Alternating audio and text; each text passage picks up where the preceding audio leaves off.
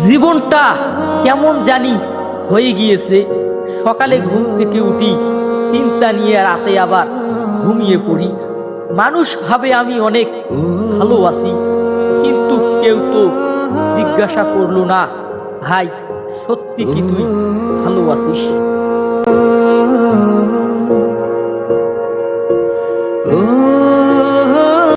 কিরে শাহিন, ওখানে একা বসে কি করতেছিস? না রে, এমনি একটু বসে আছি। তুই তো এমনি বসে থাকা মানুষ না রে, কি হয়েছে বল? কি আর হবে, জীবন নিয়ে চিন্তায় আছি। কিসের চিন্তা? ভবিষ্যৎ নিয়েও চিন্তা, পরিবার নিয়েও চিন্তা, নিজের জীবনটা কোথায় গিয়ে দাঁড়াবে সে চিন্তা।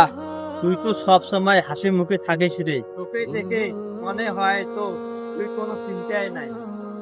এটাই তো সমস্যা। মানে মানুষ আমার হাসিটা দেখে, আমার ভিতরের কষ্টটা কেউ দেখে না। কখনো কখনো মনে হয় আমি যেন একাই হাঁটছি, আর চারপাশে আমার মানুষ অনেকগুলো।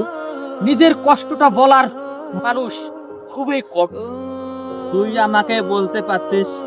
সব কথা কি মুখেই বলা যায়? না, সব কথা তো বলা যায় না, কিছু কথা শুধু অনুভব করা যায়। জীবনটা হয়তো সহজ হবে না, কিন্তু পাশে একটা মানুষ থাকলে খুব ভালো হতো।